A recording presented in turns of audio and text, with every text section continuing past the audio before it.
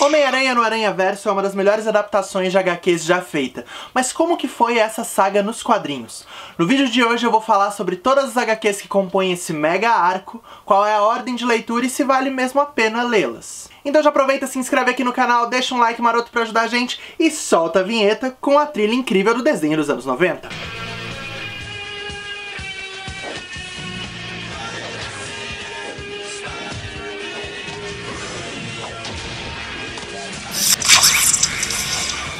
Fala peixinhos de toda a internet, sejam bem-vindos a mais um HQ. Eu sou o Sérgio e hoje falaremos sobre o Aranhaverso, HQ escrita e desenhada por um monte de gente, mas encabeçada pelo Dan Slott. Bom, como muita gente sabe, o Homem-Aranha é meu super-herói favorito, e eu lembro quando eu era criança, uma saga que me marcou muito no desenho, né, na animação dos anos 90, foi quando várias aranhas de várias dimensões se encontraram pra lutar contra um inimigo em comum. E eu lembro que uma cena que me marcou, inclusive, era a em que o Peter visitava uma dimensão em que o Homem-Aranha era um personagem fictício e ele conhecia o próprio Stan Lee, que era uma cena muito legal. Eu, inclusive, vou deixar em algum lugar por aqui o link que tem essa cena dublada no YouTube e ela é muito legal, muito maravilhosa. Em 2015, o Dan Slott, então, no título Espetacular Homem-Aranha, promove um novo mega evento envolvendo várias aranhas de diversas dimensões que iria desembocar em diversos títulos e, de alguma forma, inspirar o filme de 2018 que foi vencedor do Globo de Ouro e do Oscar. Mas eu já digo, é uma história completamente diferente. Inclusive o Miles Morales, ele aparece aqui, mas ele é mais um coadjuvante, né? A história gira muito mais em torno do Peter Parker, mas ela tem também muitos momentos muito legais. Bom, voltando um pouco na linha do tempo, em 2013 o Dan Slott começou a escrever as histórias do Homem-Aranha Superior, que era uma história em que o Peter Parker meio que trocava de corpo com o Dr. Octopus, uma coisa meio Freaky Friday, e aí o corpo do Dr. Octopus morria com a mente do Peter Parker e o Dr. Octopus passava a controlar o corpo do Peter Parker e ser o novo Homem-Aranha, que era o Homem-Aranha Superior. E como ele tem um ego gigantesco, ele começa a tentar provar que ele poderia ser tanto uma pessoa quanto um super-herói muito melhor do que o Peter Parker jamais foi. É uma publicação que divide opiniões, ela teve várias edições e dizem que tem muitos momentos muito legais, inclusive. Uma coisa que eu acho muito legal nela é que surge, por exemplo, é apresentada pra gente a personagem da Ana Maria Marconi. Ela passa a ser o interesse amoroso, né, do Peter Parker, do Homem-Aranha Superior, e ela é uma pessoa com nanismo. E eu acho muito legal trazer pra esse imaginário mainstream dos super-heróis, então, uma personagem em papel meio que de protagonismo, uma personagem super inteligente, forte, espirituosa, que não tem um corpo padrão, né? Então isso é muito legal de ser trazido pro imaginário das HQs. Enfim, em 2015 o título se encerra e agora o Peter Parker retoma o controle do seu próprio corpo e passa a tentar retomar a sua vida, né? Agora bem diferente. Porque o Octavius, por exemplo, fundou as indústrias Parker, né? Então ele tem até sua própria startup quando ele volta pro controle do seu corpo. E nesse primeiro encadernado da nova Marvel, da Panini, né? A Sorte dos Parker, dá pra ver esses primeiros números do título espetacular Homem-Aranha quando ele voltou. E aí dá pra entender um pouco melhor como é essa retomada do Peter e etc. nesses eventos que vão desembocar no Aranhaverso. Aqui a gente também conhece a Teia de Seda, que é a Cindy Moon. Ela foi picada pela mesma aranha que picou o Peter, só que ela ficou por muitos anos isolada, até que o Peter vai e resgata ela nesse título, e isso acaba gerando os principais acontecimentos que vão levar ao Aranhaverso. Aí no terceiro encadernado a gente já tem o prelúdio para o Aranhaverso, que é muito legal. Nesse encadernado a gente tem uma série de histórias de várias dimensões diferentes de homens e mulheres aranha, em que a gente descobre que eles estão sendo caçados por um grupo que se denomina Os Herdeiros. O Morlun, que é um dos herdeiros, tinha sido apresentado na saga Volta ao Lar, que não tem nada a ver com o filme de 2017, que foi escrita pelo Straczynski e desenhada pelo John Romita Jr. E a gente já vê nessa saga que o Morlun é essa espécie de ser vampiresco que quer sugar a essência aranha do Peter. Só que agora no Aranhaverso ele tem todo um grupo, né, sua família inteira, auxiliando ele nessa caçada entre as dimensões. E são seres realmente muito poderosos, que realmente põem em risco e matam muitos desses homens e mulheres aranha. Os aranhas então começam a formar um grande time para poderem lutar contra os herdeiros, e a gente revê vários personagens que já haviam aparecido, né, várias versões do Homem-Aranha que já tinham aparecido anteriormente em alguns outros arcos, e conhece alguns novos também.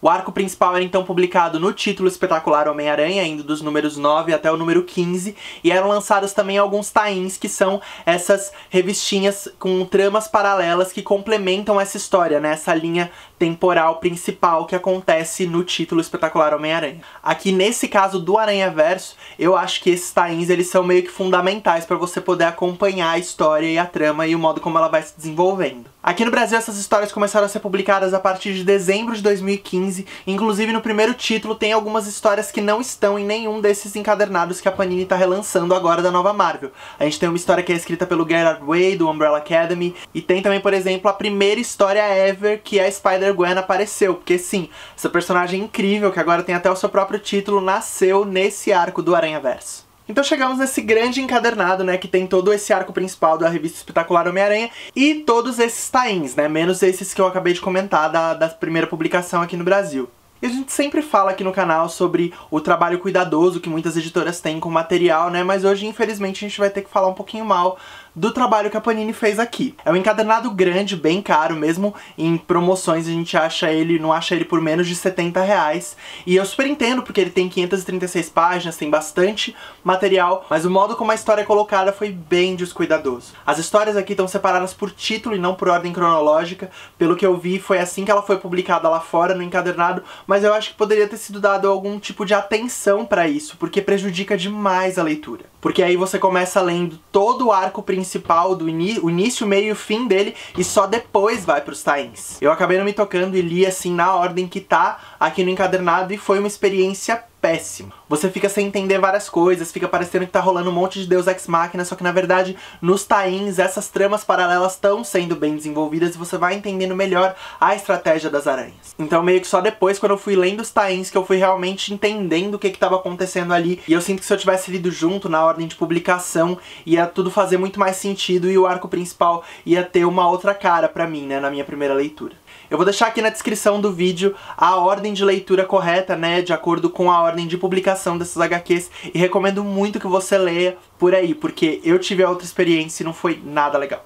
Mas enfim, eu gostei muito dessa saga, né? Muito legal poder ver esses outros homens e mulheres aranhas de outras dimensões. Nessa história aparece, por exemplo, o Homem-Aranha Noir, que é um personagem dessa série que eu gosto bastante, da Marvel, em que eles reimaginam todos os super-heróis deles meio que se passando nos anos 30, né? Como seriam esses personagens naquela época. Tem um Homem-Aranha que é indiano, tem a Mulher-Aranha que aparece na história do velho Logan, que eu já resenhei aqui também. E eu acho legal porque isso só reforça aquela velha ideia de que qualquer um pode ser o Homem-Aranha. Muitos deles não são nem versões do Peter Parker, né? A gente vê que a Gwen poderia ter sido uma Mulher-Aranha, ela é em uma dimensão. A gente tem o Robbie Brown também, que é o Punk-Aranha, que é uma outra versão negra do Homem-Aranha, muito legal, que eu gosto bastante. Outra que eu adorei também foi a Lady Aranha, que é uma versão meio steampunk, que quem é a Lady Aranha é a May Riley. Nessa história é muito legal, principalmente analisar o design dos vilões, né? O Sexteto Sinistro aparece e é muito legal como eles adaptam cada um desses personagens a essa dimensão. Nossa, e eu não posso deixar de citar a versão japonesa do Homem-Aranha que aparece aqui, que é muito legal, que é um Homem-Aranha que tem até um Megazord. Esse Homem-Aranha ele é de uma série live action que tinha dos anos 70 no Japão. E eu lembro que eu até cheguei a ver alguns episódios num VHS quando eu era criança, eu gostava muito daquilo. Enfim, o que eu achei mais legal é realmente poder ler essas historinhas curtas de cada um dos universos, né? Entender o contexto de cada um desses outros personagens. Vamos então para o nosso gráfico de riscos, iniciando pelo risco de paralisia, o risco de você ficar horas travado na mesma página vendo uma arte incrível. Vai uma nota 8 de 10. São vários artistas que aparecem ao longo de todo o arco e dos tie-ins, então realmente o estilo varia bastante. Tem algumas páginas duplas incríveis de se vasculhar e ver os detalhezinhos de cada dimensão, mas é isso, varia bastante, então tem partes que são muito interessantes e outras que estão mais a serviço da história mesmo. Próximo risco, risco de contrato eterno, risco de você ter que ler uma infinidade de HQs pra completar essa história, vai um redondíssimo 10 de 10. Deu pra perceber que tem muita HQ pra ler, e se você quer ter uma visão completa do arco, realmente é quadrinho pra dedéu. E eu tô inclusive frustradíssimo de ter lido todas essas HQs e ainda faltar algumas, como por exemplo a do Gerard Way e da Spider-Gwen que eu comentei. Seguimos para o risco de fandom, risco de sugerir milhares de fanfics, fanarts, adaptações desse universo, vai outro redondíssimo 10 de 10. Não tem como, os universos aqui se expandem tanto que é praticamente impossível você não querer redesenhar e reescrever novas histórias de todos esses personagens que aparecem aqui. Cada uma dessas versões do Homem-Aranha poderia facilmente ter seu próprio título, então acho que isso fica a cargo do fandom.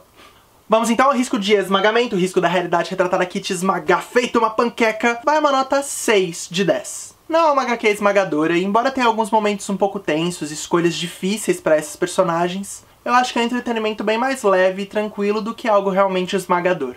Próximo risco, risco de explosão, risco da sua cabeça explodir em milhares de pedacinhos incandescentes, vai um redondíssimo 10 de 10. É uma narrativa que vai te puxando, ficando cada vez mais frenética, então é muito legal de acompanhar essa história.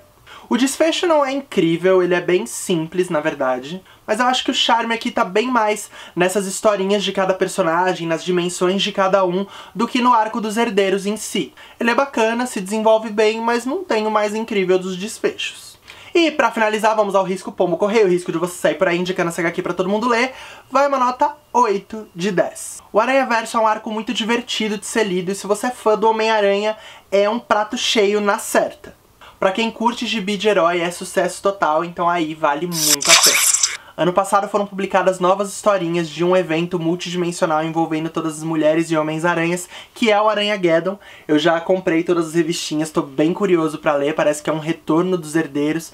Essa história parece que é mais focada na figura do Miles Morales, então parece ser muito boa, dizem que ela é muito legal. Se vocês se interessarem, quiserem que eu resenhe elas também, deixem aqui nos comentários que a gente pode fazer um vídeo a respeito. E se você quiser saber como nos ajudar a continuar contando histórias, não deixe de conferir em catarse.me/maregeek a nossa campanha de financiamento coletivo recorrente. Contribuindo com R$10 por mês, você já vai ter acesso à nossa comunidade do Facebook, onde está toda a equipe dos nossos programas, a gente faz algumas lives exclusivas, lança conteúdos bônus e adiantados. Mas mesmo que você não possa contribuir financeiramente, só compartilhando nossos vídeos, curtindo, comentando, espalhando a palavra da Maregeek por aí, você já ajuda muita gente, então muito obrigado. Se você gostou desse vídeo, não esquece de clicar em curtir aqui embaixo, compartilhe com seus migs e se inscreve aqui no canal da Maregeek, pra ficar sempre por dentro de todo o conteúdo que a gente lança. Então é isso, pessoal, muito obrigado e até semana que vem.